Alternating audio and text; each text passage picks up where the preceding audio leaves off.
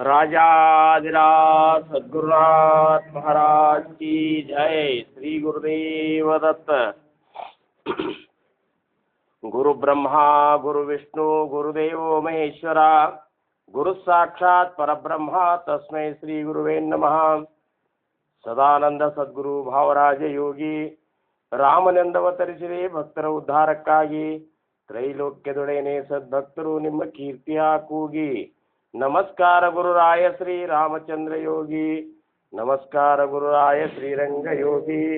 ಜಯ ಜಯ ರಘುವೀರ ಕುಂಡಲಿ ಪಾರ್ವತಿ ಪತಿ ರಾಜಾಧಿರಾಜ ಸದ್ಗುರುನಾಥ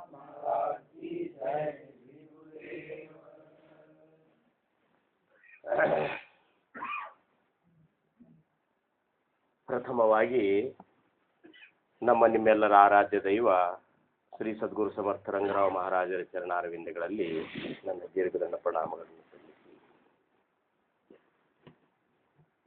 ಸಮರ್ಥರ ಸೇವೆಗೆ ಕೂಡಿರುವಂತಹ ಎಲ್ಲ ಗುರು ಬಂಧುಗಳಿಗೆ, ಗುರು ಭಗಿನಿಯರಿಗೆ ನನ್ನ ಸೇವೆ.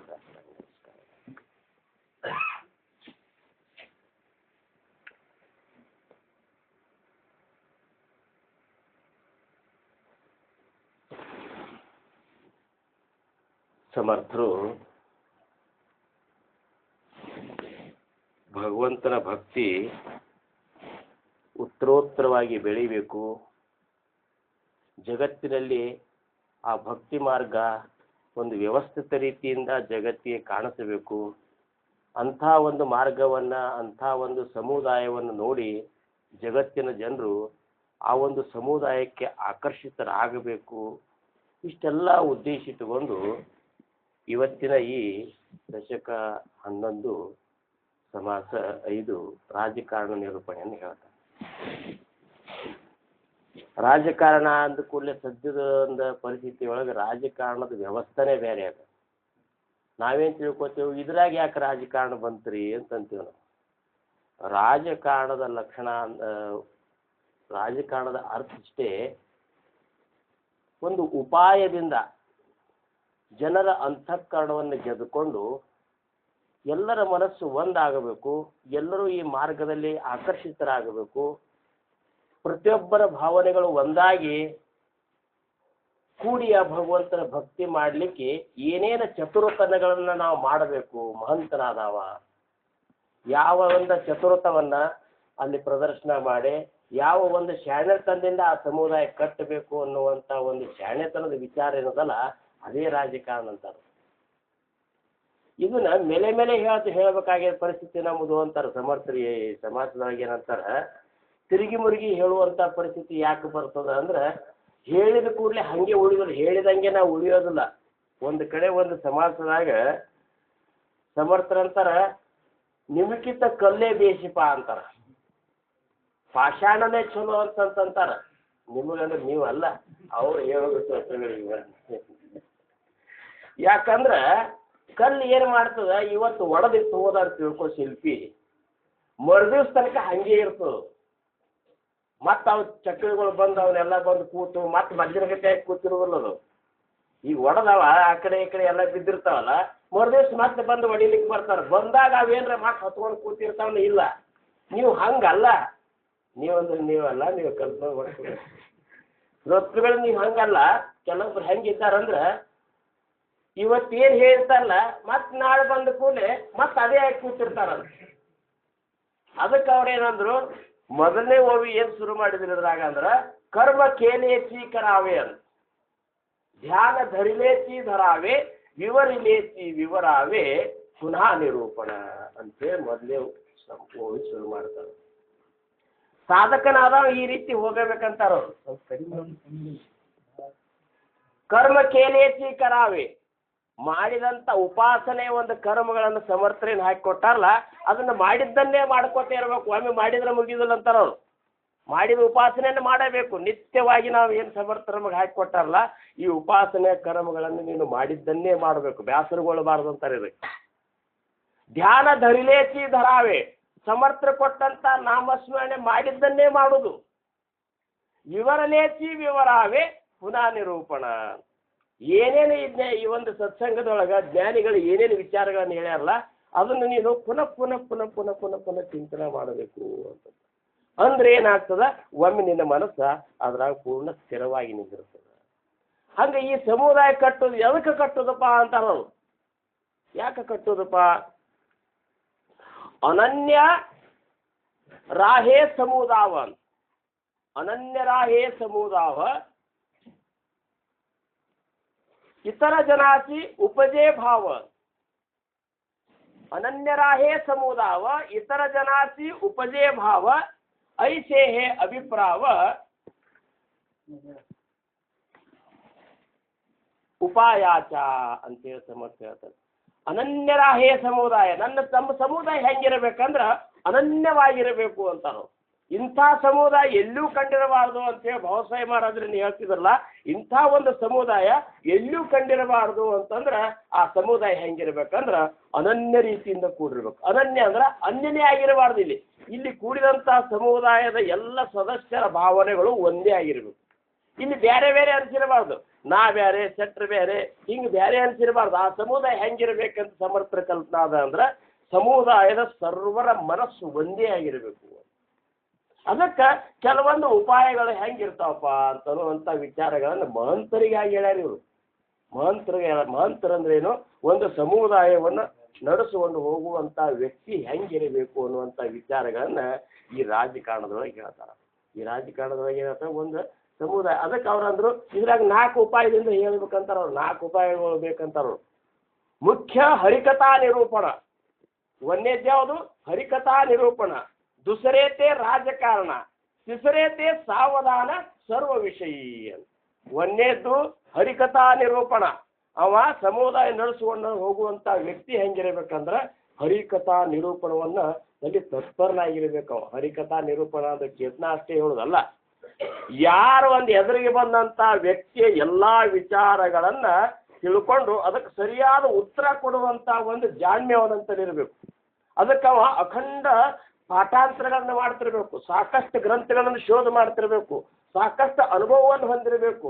ಒಬ್ಬ ಸಮುದಾಯದ ಮುಖ್ಯಸ್ಥನಂತಲೇ ಬಂದ ಒಬ್ಬ ಸದಸ್ಯ ಬಂದ ಒಬ್ಬವ ಅಲ್ಲಿ ಒಬ್ಬ ಏನಪ್ಪಾ ಅಂದ್ರೆ ಆ ಭಕ್ತಿ ಮಾರ್ಗಕ್ಕೆ ಬಂದ ಏನಾದರೂ ಒಂದು ಪ್ರಶ್ನೆ ಹಾಕಿದಂದ್ರೆ ಆ ಪ್ರಶ್ನೆಗೆ ಸಮರ್ಪಕವಾದ ಉತ್ತರ ಕೊಟ್ಟು ಅವನು ಈ ಸಮುದಾಯದಾಗೆ ಇರಬೇಕು ಅನ್ನುವಂಥ ಸ್ಥಿತಿ ತರುವಂಥ ಒಂದು ಜಾಣ್ಮೆ ಆ ಸಮುದಾಯದ ಇದ್ರಾಗಿ ಯಾರಪ್ಪ ಅಂದ್ರೆ ಆ ಮಹಂತನಂತ ಇರಬೇಕು. ಇವೆಲ್ಲ ನೋಡ್ರಿ ಎಷ್ಟು ಹೇಳ್ಯಾರ ದಾಸಬೋಧನ್ಯಾಗ. ಮಹಂತ ಲಕ್ಷಣ ಹೇಳ್ಯಾರ, ವಿರಕ್ತ ಲಕ್ಷಣ ಹೇಳ್ಯಾರ, ಚತುರ್ಲಕ್ಷಣ ಹೇಳ್ಯಾರ, ರಾಜಕಾರಣದ ನಿರೂಪಣೆ ಹೇಳ್ಯಾರ. ಇನ್ನ ಒಮ್ಮೆ ರಾಜಕಾರಣ ನಿರೂಪಣೆ ಬರ್ತದೆ 19ನೇ ದಶಕದಾಗ. ಒಂದು 9ನೇ ಸಮಾಸ ಒಂದು ಬರ್ತದೆ, ಅದು ಒಂದು ರಾಜಕಾರಣ ನಿರೂಪಣ. ಇವ್ನು ಮೇಲೆ ಮೇಲೆ ಮೇಲೆ ಮೇಲೆ ಯಾಕೆ ಹೇಳ್ಯಾರಂದ್ರೆ ಸಮುದಾಯ ಕಟ್ಲಿಕ್ಕೆ ಹೋಗುವಂತ ವ್ಯಕ್ತಿ ಮೊದಲ ಆ ಪಾತ್ರತೆಯನ್ನು ಹೊಂದಿರಬೇಕು. ಅವ ವಿರಕ್ತನಾಗಿರ್ಬೇಕಂತಾರ. ವಿರಕ್ತೇ ಲಾವಾವೇ ಸಾಧನ, ವಿರಕ್ತೇ ರಾಖಾವೇ ಭಜನ, ವಿರಕ್ತೇ ವಿಶೇಷ ಬ್ರಹ್ಮಜ್ಞಾನ ಪ್ರಗಟವಾವೆ ಅಂತೇಳಿ ವಿರಕ್ತ ಲಕ್ಷಣದಾಗ ಹೇಳ್ತಾರೆ. ವಿರಕ್ತರಾಗಿರ್ಬೇಕು. ಅವ ಮಹಂತರಾಗಿರಬೇಕು. ವಿರಕ್ತನ ಉದಾಹರಣೆ ಉದಾಸೀನನಾಗಿರಬೇಕು. ಆ ಒಂದು ಸಮುದಾಯದಿಂದ ನಾನು ಏನನ್ನಾದರೂ ಅಪೇಕ್ಷೆ ಮಾಡ್ತೀನಿ ಅಂತ ಅನ್ನುವಂಥ ಭಾವನಾಗಿರಬಾರ್ದು. ಅದೆಲ್ಲ ಭಗವಂತನ ಒಂದು ಕೃಪೆಯಿಂದ ನಡೀಲಿಕ್ಕಂತ ಅಂತೇಳಿ ತಾನು ಸಣ್ಣವನಾಗಿ ಹೋಗ್ಬೇಕಂತಾರೋ. ಬಹಳಷ್ಟು ಇದ್ರ ಸಂಬಂಧ ಪ್ರಯತ್ನ ಪಟ್ಟಿರಬೇಕು. ನಮ್ಮ ಮಹಾರಾಜ ಇಂಥ ಒಂದು ಸಮುದಾಯ ಕಟ್ಟಬೇಕಾದ್ರೆ ಎಷ್ಟು ಪ್ರಯತ್ನ ಪಟ್ಟರು ನೋಡ್ರಿ. ಅವ್ರು ಬಿಟ್ಟು ಬಂದದ್ದು ಒಬ್ಬರೇ, ಅವರು ಮನೆಗೆ ಬಿಟ್ಟು ಬಂದಾಗ ಇರೋರು ಒಬ್ಬರೇ. ಒಬ್ಬರು ಇಷ್ಟು ಸಾವಿರಾರು ಮಂದಿನ ಅವರು ಕೂಡಿಸ್ಬೇಕಾತಂದ್ರೆ ಯಾವ ರೀತಿ ಸಮುದಾಯ ಕಟ್ಟಿರ್ಬೇಕು ಅವರು? ಇಷ್ಟೆಲ್ಲ ಅಂತಾರ ಅವರು. ಭಾಳ ಒಂದು ಚತುರ್ಥದ ಕೆಲಸದ ಅಂತಾರೆ. ರಾಜಕಾರಣ ಅಂದ್ರೆ ಭಾಳ ಒಂದು ಚತುರತನ. ಬಹಳಷ್ಟು ನೀನು ಇದ್ರಾಗ ತ್ರಾಸ ತಗೋಬೇಕು ಅಂದ್ರೆ ನಿನ್ನಂತ ಮಂದಿ ಬರ್ತಾರಂತಾರ. ಮಂದಿ ಹಂಗೆ ಯಾರೋ ಬರುವುದಿಲ್ಲ. ಇಲ್ಲಿ ನಾವು ಇಲ್ಲೊಂದು ಮಠ ಕಟ್ಕೊಂಡು ಕೂತೀನಿ, ಮಂದಿ ಬರ್ಲಂದ್ರೆ ಯಾರೂ ಬರುವುದಿಲ್ಲ. ಒಂದು ಮಠ ಕಟ್ಟಲಿ ಅಥವಾ ಒಂದು ಸಮುದಾಯ ನಿರ್ಮಾಣ ಮಾಡ್ಬೇಕಾತಂದ್ರೆ ಮನಿ ಅಡ್ಡಾಡಬೇಕಾಗ್ತದೆ. ನಮ್ಮ ಮಹಾರಾಜರು ತಳಕೋಟದಾಗ ನಾವು ಅಪ್ಪವ್ರು ಇದ್ರು. ತಳಕೋಟದಾಗ ನಾವು ಅಪ್ಪವ್ರು ನೌಕರಿ ಮಾಡ್ತಿದ್ರು. ನೌಕರಿ ಮಾಡುವ ಹೊತ್ತಿನಾಗ ಅಲ್ಲಿ ತಳಕೋಟಕ್ಕೆ ಹೋಗ್ತಿದ್ರು. ಹೋಗಿ ಮತ್ತೆ ತಮ್ಮ ಶಿಷ್ಯರಂತೇಳಿ ಭಕ್ತರ ಮನೆಗೆ ನಮ್ಮ ಮನೆಗೆ ಹೋಗ್ತಿದ್ರು. ಅಲ್ಲಿ ಹೋದಾಗ ಒಂದು ತಿಂಗಳಾನುಗಟ್ಲೆ ಅಲ್ಲಿ ಇರ್ತಿದ್ರು. ಅದು ಆ ಮನೆ ಹೆಂಗಂದ್ರೆ ಹಳ್ಳಿ ಊರನ ಮನೆ. ಇವೆಲ್ಲ ಈಗ ಹೆಂಗೆ ಈ ಕುಡುಗೋಲ ಅವು ಇವು ಎಲ್ಲ ಜ್ಯೋತಿ ಬಿಟ್ಟಿರ್ತಾರಲ್ಲ ಅಂತ ಒಂದು ಈ ಬಾದಾಲಿ ಇಂಥವೆಲ್ಲ ಅಲ್ಲಿ ಸಮರ್ಥರು ಮಲ್ಕೋತಿದ್ರು. ಮಲ್ಕೊಂಡಾಗ ಇವು ಚಿಕ್ಕಾಡುಗಳು ಅದು ಸಿಕ್ಕಾಪಟ್ಟೆ ಕೊಡು, ತಗಣಿ ಸಿಕ್ಕಾಪಟ್ಟೆ ಈಗಿಲ್ಲ.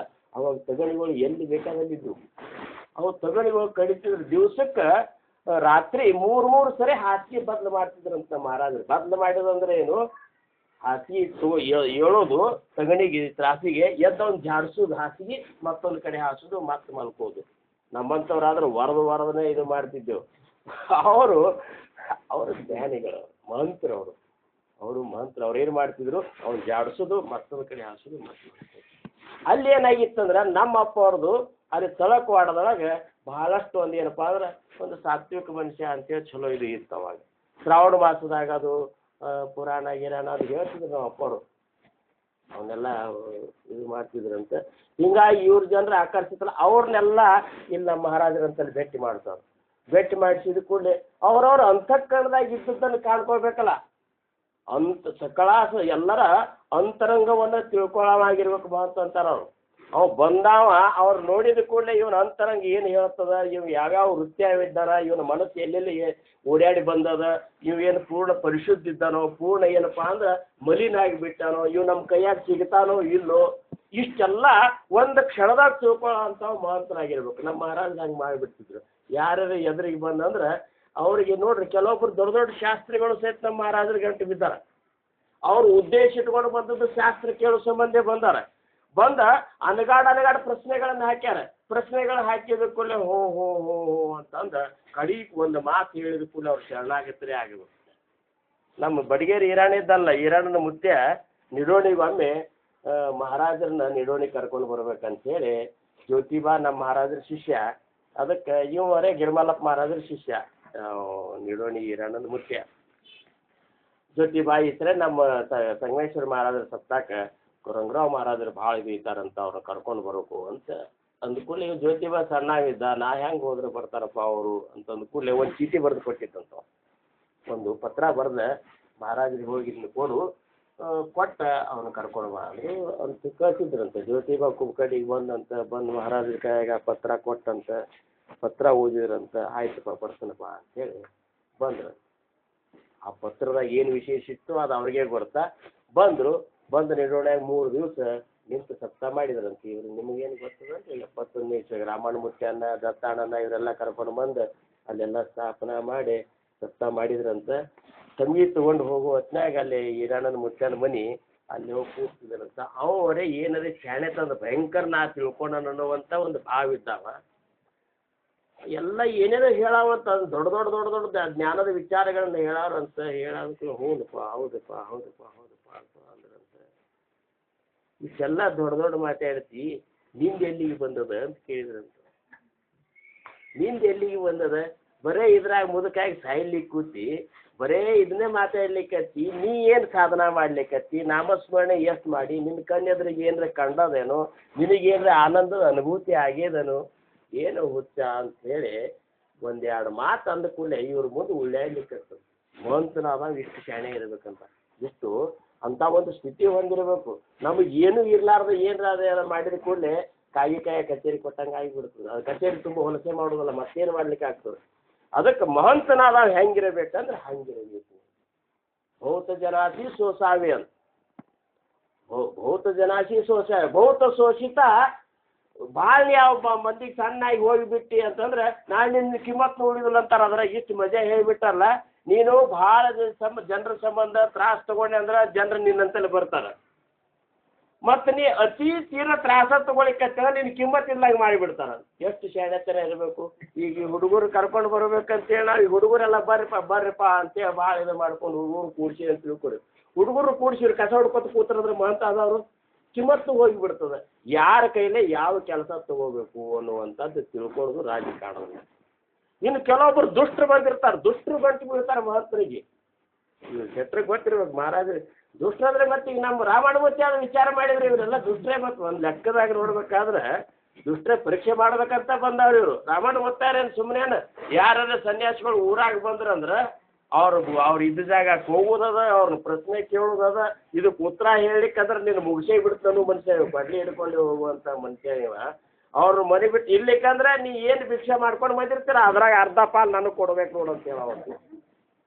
ಇಲ್ಲ ಈ ಊರು ಖಾಲಿ ಮಾಡ್ಬೇಕಂತ ಅನ್ನುವಂಥ ಮನುಷ್ಯ ರಾಮಣ್ಣ ಮೂರ್ತಿಯನ್ನ ಹೆಂಗೆ ಮಾಡಿಬಿಟ್ಟಂದ್ರೆ ಈ ನಾಯಪ್ಪ ನನ್ನ ಅಪ್ಪನ ಮುಂದೆ ನಾಯಿ ನಾನು ಅಂತೇಳಿ ನಮ್ಗೆಲ್ಲರಿಗೂ ಹೇಳ್ತಿದ್ದವ ಹೆಂಗಿತ್ತಿದೆ ಇದು ಈಗ ನಾಯಿಗೆ ನಾನು ಅವನು ಇದು ಮಾಡಿ ಬರ್ತೀನಿ. ಒಬ್ಬ ಮನುಷ್ಯ ನಿಂತ ಒಬ್ಬ ದುಷ್ಟ ಮನುಷ್ಯನ ನಾಯಿ ಮಾಡ್ಕೋಬೇಕಾದ್ರೆ ಮಹಂತ ಹೆಂಗಿರಬೇಕು. ಇದೇ ರಾಜಕಾರಣ ಅಂತಾರ. ರಾಜಕಾರಣ ಅಂದ್ರೆ ಏನು? ಇದೇ ರಾಜಕಾರಣ. ಈಗ ನಾವೆಲ್ಲರೂ ಕೂತ ಇದೊಂದು ಸಮುದಾಯ ನಮ್ಮದು. ನಮ್ಮ ಸಮುದಾಯದೊಳಗೆ ಎಲ್ಲರ ಮನಸ್ಸು ಒಂದೇ ಇರ್ತಾನೋ. ರಾಜನ ವಿಚಾರಗಳೇ ಬೇರೆ, ಎಸ್ ಕೆ ಅವ್ರ ವಿಚಾರಗಳೇ ಬೇರೆ, ನಮ್ಮ ಇವ್ರ ವಿಚಾರವೇ ಬೇರೆ. ಅವ್ರವ್ರ ತಕ್ಕನೆ ಮಾತಾಡ್ಬೇಕು. ಅವ್ರು ರಾಜ ಬಂದಾಗ ನಾನು ಶೆಟ್ರ ಜೋಡಿ ಮಾತಾಡಿದಂಗೆ ಮಾತಾಡ್ಲಿಕ್ಕೆ ಬರೋದಿಲ್ಲ, ಶೆಟ್ರ್ ಬಂದಾಗ ಉದಯನ್ ಜೋಡಿ ಮಾತಾಡಿದಂಗೆ ಮಾತಾಡ್ಲಿಕ್ಕೆ ಬರೋದಿಲ್ಲ. ಯಾರಿಗೆ ಹೆಂಗೆ ಮಾತಾಡಿದ್ರೆ ಅವ್ರು ನನ್ನೊಳಗೆ ಸಿಗ್ತಾರ ಅನ್ನುವಂಥದ್ದು ಯಾವ ಶಾಣೆತನ ತಿಳ್ಕೊಂಡಿರ್ತಾರಲ್ಲ ಆ ಒಂದು ಶಾಣೆತನಕ್ಕೆ ರಾಜಕಾರಣ ಅಂತ. ಕೆಲವೊಮ್ಮೆ ದುಷ್ಟರು ಬಂದ್ರೆ ಅದ್ರಾಗ ಹೇಳ್ತಾರವರು, ದುಷ್ಟ ಬಂದ್ರೆ ಕೈಲೇ ಕೊಟ್ಟು ಕಳಿಸಿಬಿಡೋರ್ನಂತ. ನಿನ್ನ ಕೈಯಾಗಿದ್ದದ್ದು ಏನರ ಕೊಟ್ಟು ಅವ್ರು ಕಳಿಸ್ಬಿಡೋರು ಮೊದಲು ದೂರ. ಇಷ್ಟು ಚಂದ ರಾಜಕಾರಣ ನಿರೂಪಣದೊಳಗೆ ಹೇಳ್ತಾರೆ. ಉದ್ದೇಶಿಸ್ತೇ ಸಮರ್ಥರ ಉದ್ದೇಶ ರಾಜಕಾರಣ ನಿರೂಪಣಾ ಮಹಂತ ಲಕ್ಷಣ ವಿರಕ್ತ ಲಕ್ಷಣ ಹೇಳೋದಷ್ಟೇ. ಸಮುದಾಯ ಕಟ್ಟಬೇಕಾದ್ರೆ ಒಂದು ಹಂತ ಒಂದು ಈಗ ಒಬ್ಬ ತಾಳಜ್ಞಾನಿ ಇರೋದಿಲ್ಲ. ನೀ ಹಾಡು ಅಂತ ಅನ್ಕೊತ ಕೂತ್ರಿ ಏನು ಹಾಡ್ಲಿಕ್ಕೆ ಬರ್ತಾವ ಅವಾಗ? ಅವಾಗ ಹುಟ್ಟ ತಾಳಿರೋದಿಲ್ಲ ಅವಾಗ. ಅವನೇನು ಸುಧಾರಣೆ ಮಾಡ್ಲಿಕ್ಕೆ ಬರೋದಿಲ್ಲ. ಒಬ್ಬ ಚಲೋ ಪ್ರವಚನ ಮಾಡಿರ್ತಾನ ಅವ್ನು ಹಾಡು ಅನ್ನೋದು, ಒಬ್ಬ ಹಾಡಬೇಕಂತಿರ್ತಾನ ನೀ ಪ್ರವಚನ ಮಾಡೋದು, ಒಬ್ಬ ಪೇಟೆ ಬಾರಿಸ್ಲಿಕ್ಕೆ ಬರ್ತಿರ್ತಾನೆ ನೀ ತಬಲಾ ಬಾರಿಸೋದು. ಇವೆಲ್ಲ ಅಸ್ತವ್ಯಸ್ತ ಆಗಿಬಿಡ್ತಾವ. ಯಾರು ಹೆಂಗೆ ಹೆಂಗೆ ಮಾಡ್ತಾರೆ ಹಾಗೆ ಮಾಡಬೇಕು. ನಮ್ಮ ಇವ ಕಿತ್ತಪ್ಪ ಬರ್ತಿದ್ದ, ದೊಡ್ಡ ಗವಾಯಿ ಅವರೇ ಮತ್ತು ಕಂಡಿಲ್ದಾವ ತನ್ನ ಜೀವನನೇ ತಬಲಕ್ಕಾಗಿ ಇಟ್ಟಿದ್ದ. ಬಾರಿಸ್ಲಿಕ್ಕೆ ತೊಗೊಂಡು ಬಂದು ಬಾರಿಸಿದ. ಮಹಾರಾಜರಿಗೆ ಆನಂದ ಆಯ್ತು. ಏನಪ್ಪ ಕಿತ್ತಪ್ಪ ಅಂತೇಳಿ ಅವ್ನು ತಬಲಾ ಸಹಿತ ಹೊತ್ಕೊಂಡು ಬಂದ್ರು ನಮ್ಮ ಮಹಾರಾಜರು. ಅವ್ನು ತಬಲಾ ಸಹಿತ ಹೊತ್ಕೊಂಡು ಸಮುದಾಯದಾಗ ಕರ್ಕೊಂಡು ಬಂದು ಕೂಡಲಿ ಇವು ರಾಮಣ್ಣ ಮೂರ್ತಿಯ ಮುಂಡಿಗೆ ಇವು ತಬಲಾ ಬಾರ್ಸಾವ. ಚಲೋ ಕ್ವಾಟ್ಯಾಳದ ಗವಾಯಿಗಳು ಬಂದರು. ಅವು ತಬಲಾದಾಗ ಏನೋ ಅದ್ರಾಗ ಒಂದು ನಮೂನಿ ರಾಗ ಅವು ಸರಿಗಂಪದನಿ ಸಾವು ಎಲ್ಲ ಶುರು ಮಾಡಿಬಿಡ್ತಿದ್ದ. ಮಾಡಿ ನಡೆದು ಬಿಟ್ರೆ ನಮ್ಮ ಮಹಾರಾಜರು ಅಂತಿದ್ರು, ಸಾಕಿಟ್ಟ ಚಲೋ ಆಯ್ತು ತೆಗಿಪ್ಪ ಇನ್ನು ತಗೋರಿಪ್ಪ ಮೃದಂಗ ಅಂತ ನಾವು. ಯಾಕಂದ್ರೆ ಅವ್ರು ಬರೀ ಶಾಣೆತನ ತೋರಿಸ್ಕೊತ ಕೂಡ್ತಾನಂತಂದು ಗೊತ್ತಾಗ್ತಿತ್ತು ಅವರಿಗೆ. ಎಷ್ಟು ಚತುರ್ತನ ರಾಜಕಾರಣದ ಹಿಂಗಿರ್ತದೆ. ಅವನ ಅಂತರಂಗದೊಳಗೆ ನನ್ನ ಶಾಣೆತನ ತೋರಿಸ್ಬೇಕು ಅಂತೇಳಿ ಅಕಸ್ಮಾತ್ ಬಾರಿಸುವಾಗ ಬಂತಿಲ್ಲೋ ಆ ಕ್ಷಣದಾಗ ಮಹಾರಾಜರು ಏನು ಮಾಡಿಬಿಡ್ತಿದ್ರು ಅಂದ್ರೆ ಅದನ್ನ ಅಲ್ಲಿ ಕಟ್ ಮಾಡಿ ರಾಮಣ್ಣ ಮೂರ್ತಿ ಮುಂಡಿಗೆ ಶಿಸ್ತಿಗೆ ಅನ್ಕೋತ ಹಾಕಿದ್ರಿ ಹಾ ಅಂತ ಬರಾವ ಬಂದ ಕೊನೆ ಇವು ಇನ್ನು ಇದ್ರಾಗ ಗದ್ದಲಾಗಿ ಬೀಳ್ತಾವಂತ ರಾಮ ಸಾಕು ನಿನ್ನ ಯೋಗ್ಯತಾ ಅವ್ರಿಗಿಲ್ಲ ತೆಗಿ ನೀನು ಬೇಡ ಅಂತೇಳಿ ಬೇರೆ ಅವ್ರು ಹಚ್ಚಿದ್ರು. ಇವೆಲ್ಲ ರಾಜಕಾರಣ ರೂಪ. ಹಿಂಗೆ ಮಾಡ್ಕೊಂಡು ಸಮುದಾಯ ಕಟ್ಟಬೇಕು. ಇವತ್ತಿನ ದಿವಸ ನಮ್ಮ ಹುಡುಗರಿಗೆ ನೀವು 2 ತಾಸು ಧ್ಯಾನ ಮಾಡಂದ್ರೆ ಏನು ಮಾಡ್ಬೇಕು ಅವರು? ಮಾಡೋದಿಲ್ಲ ಹಂಗೆ. ಅವಾಗ ಏನು ಮಾಡ್ಬೇಕು? ಅವ್ರಿಗೊಂದು ಬೇರೆ ಪದ್ಧತಿಯಿಂದ ಹೇಳುವಂಥ ಮಹಂತರು ಇರ್ತಾರೆ. ಅಂಥ ಒಂದು ಶಾಣೆತನ ಬೇಕು. ಮಹಂತ ಮೊದಲು ಹೆಂಗಿರ್ಬೇಕಂದ್ರೆ ಅವು ಸಾಧಕರಾಗಿರ್ಬೇಕು, ಅಖಂಡ ಸಾಧನದವಾಗಿರಬೇಕು. ಏನಪ್ಪ? ಮುಖ್ಯ ಹರಿಕಥಾ ನಿರೂಪಣ, ದುಸರೇತೆ ರಾಜಕಾರಣ, ತಿಸರೇ ತೇ ಸಾವದಪಣ ಸರ್ವ ವಿಷಯ. ಎಲ್ಲದರಾಗೂ ಎಚ್ಚರ ಇರಬೇಕು. ಎಲ್ಲಿ ಏನು ಅವಘಡ ಆಗ್ತಾನೋ ಅಂತ ಅದು ಕೂತಲ್ಲೇ ಲಕ್ಷ್ಯ ಇಟ್ಟಿರ್ಬೇಕು. ನಮ್ಮ ಮಹಾರಾಜರು ನೋಡಿದ್ರೆ ಎಂಥ ಮಹಂತರು ಅವರು. ಸಮರ್ಥ ರಾಮದಾಸ್ ಮಹಾರಾಜರು ಎಂಥ ಮಹಂತರು, ಭಾವಸಾಹೇಬ್ ಮಹಾರಾಜರು, ರಾಮಚಂದ್ರ ಮಹಾರಾಜರು ಆಗಿ ಹೋದಂಥ ಆತ್ಮಜ್ಞಾನಿಗಳು ಇಂತಿಂಥ ಸಮುದಾಯವನ್ನು ನಿರ್ಮಾಣ ಮಾಡಿಬಿಟ್ರು. ಭಾವಸಾಹೇಬ್ ಮಹಾರಾಜರಿಗೆ 14 ಮಂದಿ ಆತ್ಮಜ್ಞಾನಿಗಳು ತಯಾರಾಗಬೇಕಾದ್ರೆ ಭಾವಸಾಹೇಬ್ ಮಹಾರಾಜರು ಹೆಂಗೆ ಒಂದು ಸಮುದಾಯ ಕಟ್ಟಿರ್ಬೇಕು ಅವ್ರು? ಹೆಂಗೆ ಗಿಂಡಪ್ಪ ಇದ್ರಂದ್ರೆ ಇವ್ರು ಹೆಂಗಿದ್ರಂದ್ರೆ ಏನು ಅಜ್ಞಾನಿಗಳೇ ಇದ್ರು. ವಿಚಾರ ಮಾಡಿದ್ರೆ ಎಲ್ಲರೂ ಶಾಣ್ಯರಷ್ಟೇ ಆತ್ಮಜ್ಞಾನವನ್ನು ಹೊಂದುವುದಿಲ್ಲ, ಶಾಣ್ಯರಷ್ಟೇ ಸದ್ಗತಿಯನ್ನು ಹೊಂದುವುದಿಲ್ಲ. ದಡ್ರನ್ನು ಮೊದಲು ಮಾಡ್ಕೊಂಡು ನಾವು ತಗೋಬೇಕು, ಶಾಣ್ಯರನ್ನು ತಗೋಬೇಕು, ಶಾಣ್ಯರ ಜೊತೆ ಮಾತಾಡಬೇಕು, ದಡ್ರ ಜೊತೆ ಮಾತಾಡಬೇಕು. ಆದ್ರೆ ಗುರಿ ಏನಪ್ಪಾ ಅಂದ್ರೆ ಆ ಒಂದು ಭಕ್ತ ಇದ್ದ ಮೆಟ್ಟಲಿನಿಂದ ಮುಂದಿನ ಮೆಟ್ಟಲಕ್ಕೆ ಹೋಗ್ತಿರ್ಬೇಕು. ಅವ್ರು ಇದ್ದ ಮೆಟ್ಟಲ್ ಈಗ ಶೆಟ್ರು ಮುಂದಿನ ಮೆಟ್ಟಲಾಗಿದ್ದಾರೆ ಅಂತ ತಿಳ್ಕೊಂಡು ಅವ್ರಿಗೆ ನಾವು ಸಣ್ಣ ವಿಚಾರಗಳನ್ನು ಮಾತಾಡೋದು ರಾಜಕಾರಣ ಅಲ್ಲ ಅಂತ. ಅವ್ರಿಗೆ ಮುಂದಿನ ಮೆಟ್ಲಕ್ಕೆ ಹೋಗೋದಕ್ಕೆ ಏನು ಬೇಕು ಅದನ್ನ ಮಾತಾಡುವಂಥ ಶಾಣೆತನ ಆ ಮಹಂತಂತಿರಬೇಕು. ಇದೇ ಮೊದಲೇ ಸರಿನೇ ಸಮುದಾಯದಾಗ ಬಂದಾನ ಅವ್ರ ಮುಂದೆ ಆತ್ಮಜ್ಞಾನದ ವಿಚಾರಗಳನ್ನು ಹೇಳ್ಕೊತ ಕೂತ್ರೆ ಅದು ನಕ್ಕಲ್ಲ. ಅವ್ರಿಗೆ ಏನು ಹೇಳ್ಬೇಕು ಅದನ್ನೇ ಹೇಳಬೇಕು, ಇವ್ರಿಗೆ ಏನು ಹೇಳ್ಬೇಕು ಅದನ್ನೇ ಹೇಳಬೇಕು. ಇವೆಲ್ಲ ರಾಜಕಾರಣ. ಚೌಥ ಅತ್ಯಂತ ಸಾಕ್ಷೇಪ. 4ನೇದು ಯಾವುದಂದ್ರೆ ಅತ್ಯಂತ ಏನಪ್ಪಾ ಅಂದ್ರೆ ಪರಿಶ್ರಮವಾಗಿರಬೇಕು. ಸಾಕ್ಷೇಪ ಹೆಂಗಿರಬೇಕು? ಸಾಕ್ಷೇಪ ಅಂದ್ರೆ ಏನು? ಪರಿಶ್ರಮವಾದಿ ಇರಬೇಕು.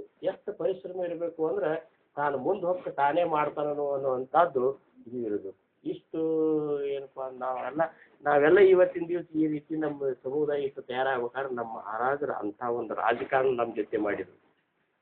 ಅಂತ ಸಣ್ಣವಿದ್ದಾಗ ನೋಡ್ಬೇಕು ಎಷ್ಟು ಮಜಾ ಮಾಡ್ತಿದ್ರಂದ್ರೆ ಮಹಾರಾಜರು. ನಮಗೊಂದು ನಮ್ಮಲ್ಲಿ ಹುಚ್ಚ ಮುತ್ಯಾರು ಅಂತಿದ್ದೆವು. ಈ ಮೂರು ಮಾರ್ಲಿಕ್ಕೆ ಬರ್ತಿದ್ರು. ಮೂರು ಕಡ್ಡಿ ಹಿಡ್ಕೊಂಡು ಬರ್ತಿಲ್ಲ ಅವರು. ಒಂದು ಬಕ್ರಿಗೆ 2-3 ಅದು ಕೊಡ್ತಿದ್ರು ಅವರು. ಅವಾಗ 3 ಹಾಕೋದೊಂದು ಚಟ ಐತಿ. ಈ ಹುಡುಗರು ಹಾಕೋತಾವಲ್ಲ ಅಂಥವು ಅವಾಗಿತ್ತು. ಅದು ಮೊದಲು 3 ತೊಗೊಂಡು ಅವಕ್ಕೆ 2 ಬಕ್ರಿಗೆ ಕೊಟ್ಟು 3 ತೊಗೊಂಡು 3 ಹಾಕ್ಕೊಂಡು ಒಂದಿವ್ಸ ನಾವು ಏನು ಮಾಡಿದ್ರು ಮುತ್ಯಾರ ಮುಂದೆ ಬಂದು ತೋರಿಸಿದ ಕೂಡಲೇ ನೋಡಿದ್ರು, ನಮಸ್ಕಾರ ಮಾಡಿದೆ. ಏನಪ್ಪ ಶಂಕರು ಏನಿದೆ ಕಿವ್ಯಾಗ ಅಂತಂದ್ರು. 3 ಹಾಕೊಂಡು ಬಂದಿದ್ದು ಮುತ್ಯಾರ ಅಂತ. ಎಲ್ಲಿ ತೊಗೊಂಡ್ರು ಅಂತ ಅವ್ರು ಬಂದಾರ್ರಿ 2 ಬಕ್ರೆ ಕೊಟ್ಟು ತೊಗೊಂಡ್ರು ಮುತ್ಯಾರ. ಹೌದಾ ಚಂದಾಗ್ಯದಪ್ಪ ಕೊಡಿ ತೆಗಿ ಹೋಗಿ ಅವ್ವ ನೀರು ತರ್ಲಿಕ್ಕತ್ತಾಳ ಹೋಗಿ ನೀರು ತೊಗೊಂಡು ಬಾ. ಇದು ಹುರುಪ್ ಮಾಡಿದಂಗೆ ಮಾಡಿ ನಮ್ಮನ್ನ ಎಲ್ಲ ಇಲ್ಲಿ 3 ಹಾಕೊಂಡು ಬಂದಾಗ ನೀರು ತೊಗೊಂಡು ಬಾ ಅವ್ವ ನೀರು ತರ್ಲಿಕ್ಕತ್ತಾಳ ಪಾಪ ಒಬ್ಬಾಕಿನೇ ಹೋಗಿ ನೀರು ತೊಗೊಂಡು. ಎಷ್ಟು ಲಕ್ಷ ಇರ್ತದೆ ನೋಡ್ರಿ, ಎಷ್ಟು ಲಕ್ಷ ಇರ್ತದೆ. ದಮಡಿ ಬಾರಿಸಿದ್ನು ಒಮ್ಮೆನೋ ದಮಡಿ ಬಾರಿಸಿದ್ನೆ. ಇದು ಬಸಣ್ಣನ ಸಪ್ತಾಹದೊಳಗೆ ಅಕಸ್ಮಾತ್ ನಾ ಇಲ್ಲೇ ಸಾಲಿ ಕಲಿಕಿದ್ನೆ ಸತ್ತಾಕಂತ ಬಂದು ಕೂಡಲೇ ರಾಮಣ್ಣ ಮುತ್ಯಾರ ಇದ್ರು. ರಮಣ ನಮ್ಮ ಶಂಕರು ದಮಡಿ ಬಾರಿಸ್ತಾರಪ್ಪ ಈಗ ಅಂತೇಳಿ ದಮಡಿ ಕೊಟ್ಟು ದಮಡಿ ಬಾರಿಸ್ಲಿಕ್ಕೆ ಏನು ಬರ್ತಿದ್ದಿಲ್ಲ ಖರೆ ಅಷ್ಟು. ನೀವು ಏನಾರೋ ಒಂದು ಹಾಡ ಹಾಡ್ತಿದ್ದ, ಏನು ಚಂದ ಹಾಡು ಹಾಡ್ತು ಉದಯ ಅಂತೇಳಿ ಚಲೋ ಹಾಡ ಕಲಿಪ ಇಲ್ಲ ಅಂತೇಳಿ. ಎಷ್ಟು ರಾಜಕಾರಣ ಅಂದ್ರೆ ಒಂದು ಸಮುದಾಯ ಕಟ್ಟಬೇಕಾದ್ರೆ ಇಷ್ಟೊಂದು ಏನಪ್ಪ ಅಂದ್ರೆ ಶಾಣೆತನ ಇರ್ತಲ್ಲ, ಆ ಶಾಣೆತನಕ್ಕೆ ರಾಜಕಾರಣ ಅಂತಾರೆ. ಬರೇ ಶಾಣೆತನ ನಡೀದಲ್ಲ, ಅದರ ಜೋಡಿ ಪಾತ್ರತಾನೂ ಬೇಕು ಅನ್ನೋದು ಸಮರ್ಥ ಇಚ್ಛಾ.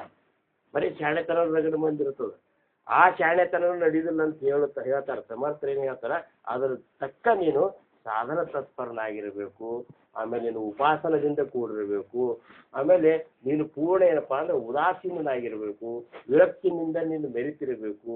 ಆಮೇಲೆ ಯಾವಾಗಲೂ ಪ್ರೇಮವನ್ನು ಕೊಡುವಂಥ ಒಂದು ಪ್ರೇಮ ಸ್ವರೂಪನೇ ನೀನಾಗಿರಬೇಕು. ಅಂದ್ರೆ ಮಾತ್ರ ಸಮುದಾಯ ನಿನ್ನ ಹಿಡಿತನಾಗಿ ಬರ್ತದೆ. ಅವರಿಗೆ ನೀನು ಮುಂದಿನ ಮಾರ್ಗ ತೋರಿಸ್ಬೇಕು. ಒಂದು ಸಮರ್ಥ ಒಂದು ಏನಪ್ಪ ಅಂದ್ರೆ ಶಕ್ತಿ ನಿನ್ನಂತಲ್ಲಿ ನಿರ್ಮಾಣ ಆಗ್ತದೆ. ಅಂಥ ಒಂದು ಮಹಂತರು ನೀವೆಲ್ಲರೂ ಆಗಬೇಕು ಅನ್ನುವಂಥ ಸಮರ್ಥರ ಇಚ್ಛೆ. ಈಗೇನಪ್ಪ ಒಂದು ಸಮುದಾಯಕ್ಕೆ ಒಬ್ಬರೇ ಮಹಂತರು ಇರಬೇಕು ಅಂತ ಇರ್ತಲ್ಲ, ಸಮುದಾಯ ಎಲ್ಲರೂ ಮಹಂತರ ಒಂದು ಸ್ಥಿತಿ ಬಂತಂದ್ರೆ ಒಬ್ಬನಿಂದ 100 ಮಂದಿ, ಮತ್ತೊಬ್ಬನಿಂದ 100 ಮಂದಿ, ಇನ್ನು ಜಗತ್ತಿನ ಜೀವರಾಶಿಗಳೆಲ್ಲ ಉದ್ಧಾರ ಆಗುವಂಥ ಕಾರ್ಯ ಮಾಡಬೇಕಾದ್ರೆ ಇಂಥ ರಾಜಕಾರಣಿ ಇರಬೇಕು ಅನ್ನುವಂಥ ಮಾತನ್ನ ಸಮಾಜದೊಳಗೆ ಹೇಳ್ತಾರೆ. ಅದಕ್ಕೆ ಅದ್ರ ಬಗ್ಗೆ ನಾವು ಅಷ್ಟೊಂದು ಚಿಂತನಾಶೀಲರಾಗಿ ಸಾಧನ ತತ್ಪರರಾದೇವು ಅಂದ್ರೆ ಎಲ್ಲ ವಿಚಾರಗಳು ಸಮರ್ಥರ ಕೃಪಾದಿಂದ ತಿಳಿತಾವೆ. ಅಂತ ಒಂದು ಸಮುದಾಯ ನಿರ್ಮಾಣ ಆಗಬೇಕು. ಇದಿಷ್ಟೇ ಆಗಬಾರ್ದು, ನಾವಷ್ಟೇ ಉದ್ಧಾರ ಆಗ್ಬೇಕು ಅನ್ನುವಂಥ ಭಾವ ಇರಬಾರ್ದು. ಜಗತ್ತಿನ ಜೀವರಾಶಿಗಳೆಲ್ಲ ಉದ್ಧಾರ ಆಗಿದೆ ಅನ್ನುವಂಥ ಕಳಕಳಿ ಏನದಲ್ಲ, ಅದು ಮಹಂತ ಲಕ್ಷಣದಾಗಿ ಬರ್ತದೆ. ಅಂಥ ಒಂದು ಮಹಂತತ್ವ ನಮಗೆ ನಿಮಗೆ ಸಮರ್ಥರು ಪ್ರಾಪ್ತ ಮಾಡಿಕೊಡ್ಲಿ. ಅದರ ತಕ್ಕ ನಾವು ಸಾಧನ ತತ್ಪರರಾಗೋಣ. ನಮ್ಮಿಂದ ಬರುವಂಥ ವಾಣಿ ಮಾತ ಜಗತ್ತಿನ ಜೀವರಾಶಿಗಳು ನಮ್ಮನ್ನು ಎಳ್ಕೊಳ್ಳುವಂಥ ತಾಕತ್ತ, ಅಂಥ ಒಂದು ಶಾಣೆತನ, ಅಂಥ ಒಂದು ಚತುರತನ ನಮಗೆ ಪ್ರಾಪ್ತ ಆಗಲಿ ಅಂತ ಹೇಳ್ಕೊತಾರೆ.